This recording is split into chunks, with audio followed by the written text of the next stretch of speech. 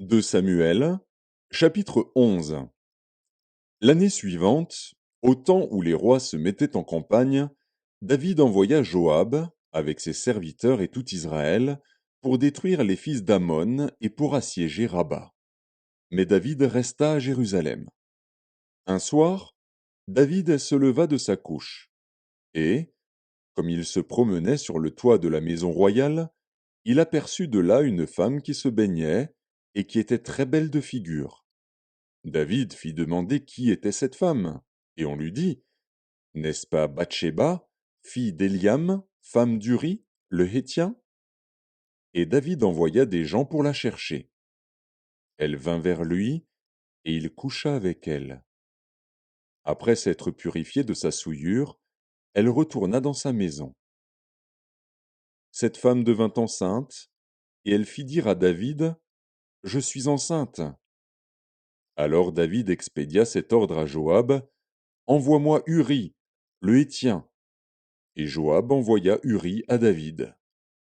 Uri se rendit auprès de David, qui l'interrogea sur l'état de Joab, sur l'état du peuple et sur l'état de la guerre.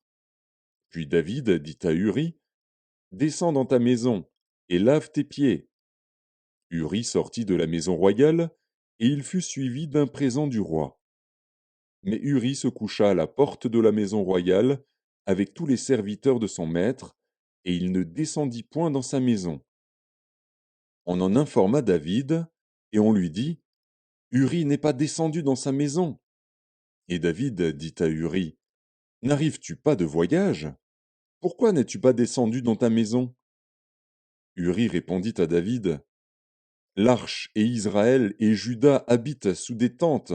Mon seigneur Joab et les serviteurs de mon seigneur campent en rase campagne, et moi j'entrerai dans ma maison pour manger et boire et pour coucher avec ma femme.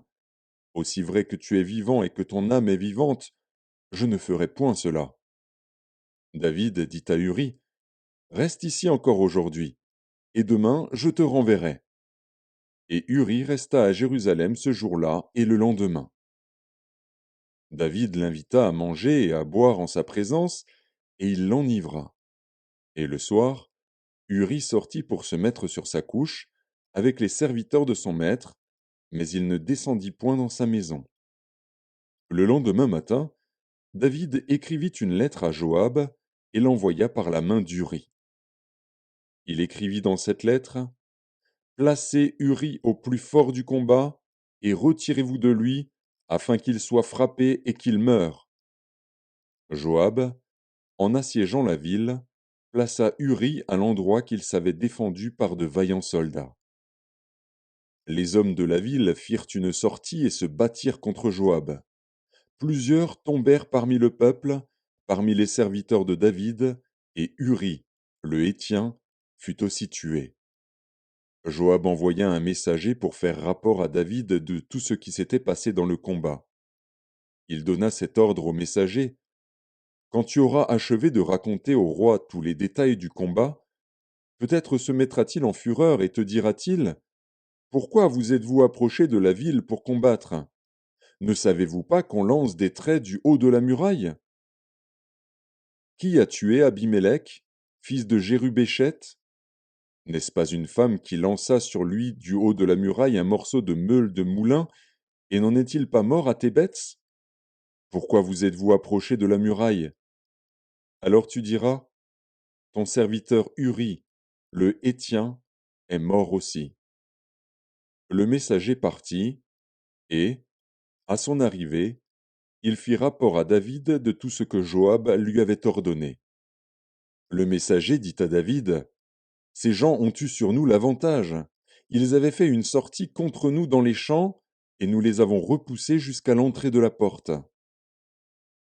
Les archers ont tiré du haut de la muraille sur tes serviteurs, et plusieurs des serviteurs du roi ont été tués, et ton serviteur Uri, le Hétien, est mort aussi. David dit au messager, voici ce que tu diras à Joab. Ne sois point peiné de cette affaire, car l'épée dévore tantôt l'un, tantôt l'autre. Attaque vigoureusement la ville et renverse-la. Et toi, encourage-le. la femme d'Uri apprit que son mari était mort, et elle pleura son mari. Quand le deuil fut passé, David l'envoya chercher et la recueillit dans sa maison. Elle devint sa femme et lui enfanta un fils. Ce que David avait fait déplut à l'Éternel.